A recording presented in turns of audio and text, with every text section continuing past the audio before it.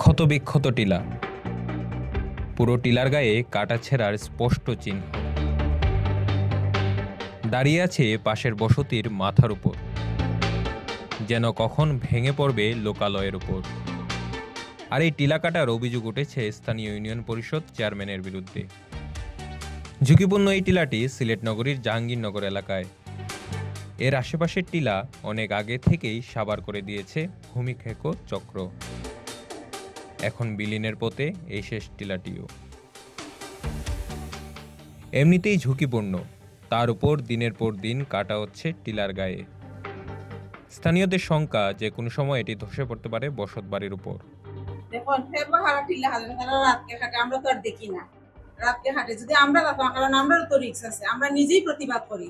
আমি যখন প্রতিবাদ করছি এরপরে তারা সিরাইয়া কাটছে। আপনারা আমি কইলাম না সিরাইয়া কাটিয়া আমার গ্যাসর রাইজার উইজারিতা তো দেখছেন আপনারা নিশ্চকে। আমার গরো আটু ইমা পানি প্রত্যেকটা সেক্টর আমি ফোন দিছি, সহযোগিতা সাহায্য চাইছি। তবে স্থানীয় ইউপি চেয়ারম্যান নিজে টিলা কাটছেন বা অন্য টিলা কাটা মালিকরা বিএনপি নেতা সেই বিষয়টি মানতে রাজি নন তিনি। এ ব্যাপারে তিনি ইমজা নিউজকে জানান, সেই টিলা কাটার কিছু জের ধরে বিগত কিছুদিন আগে একটি মামলা হয়েছে।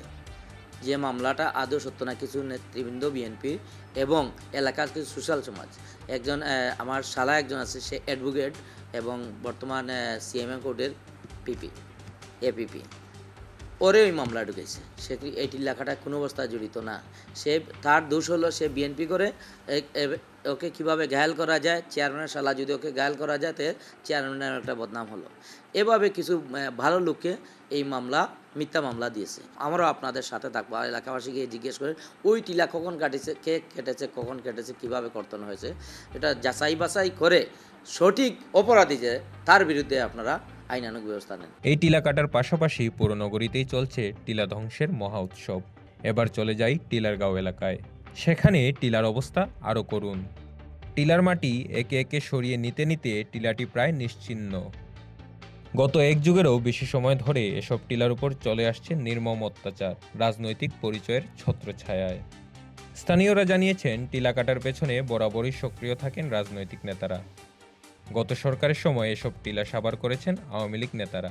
দলীয় পরিচয় ছিল টিলা কাটার একমাত্র সনদ। আর ৫ আগস্ট সরকার পতনের পর সেখানে বিএনপির নাম আসলেও নেতৃত্ব দিচ্ছেন পূর্বের সেই আওয়ামী লীগের নেতারাই। টিল্লা আমি যতটুকু নিজের চোখে দেখছি অতটুকু হইতাম পারলাম। যেমন মনে হইল এলাকার মেম্বার হাফিজ মেম্বার নাম তাই নিজেও তাই খাটেন এবং মানুষ তার লগে আর রচনা আছেন, তার লগে নাম হইল গিয়ে আমির আছেন।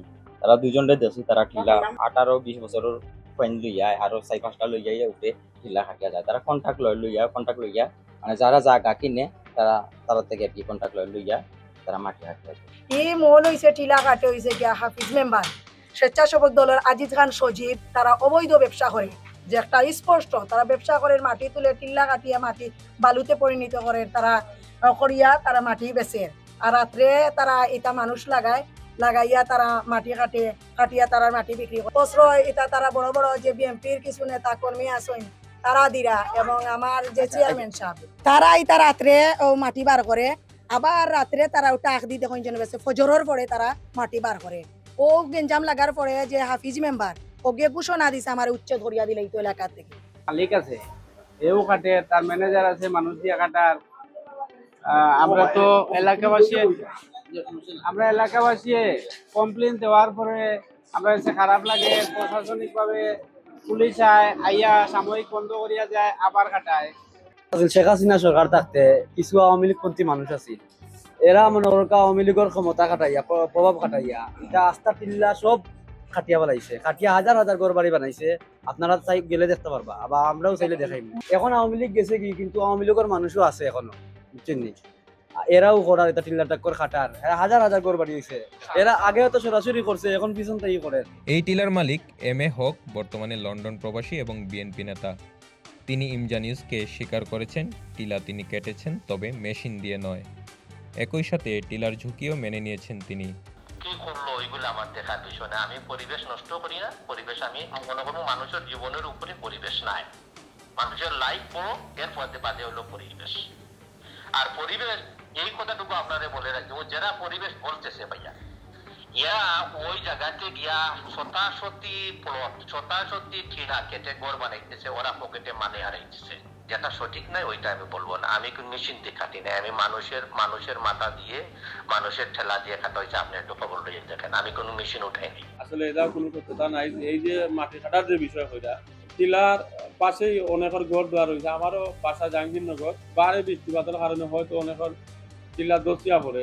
পরিবেশ অধিদপ্তর জানিয়েছে তারা টিলা কাটার সত্যতা পেয়েছে এবং দায়ীদের বিরুদ্ধে ব্যবস্থা নেওয়া হয়েছে। আমাদেরকে একটা প্রসেসের মধ্যে দিয়ে যেতে হয়।